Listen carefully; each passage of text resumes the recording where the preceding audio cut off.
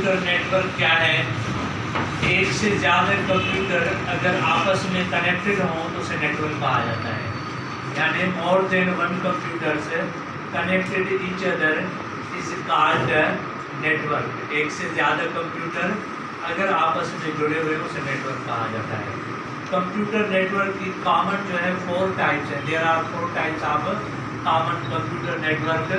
Number 1 LAN यानी local area network, MAN यानी metropolitan area network, वैन यानी वाइड एरिया नेटवर्क, और नंबर 4 वीपीएन यानी virtual private network.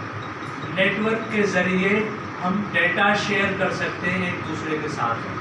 We can share information और data through the network and we can also share resources. जैसे banking में एक प्रिंटर होता है तो सारे कंप्यूटर वाले उस एक प्रिंटर को इस्तेमाल करते हैं, यानी प्रिंटर भी नेटवर्क पे रखा गया और वो प्रिंटर रिसोर्सेज में आता है। उस प्रिंटर को यूज़ किया काफ़ी सारे कंप्यूटर्स ने, क्योंकि वो प्रिंटर जो है मौजूद है नेटवर्क के ऊपर। तो नेटवर्क के ज़रिए हम डेटा या इंफॉर्मेशन को शेयर कर सकते हैं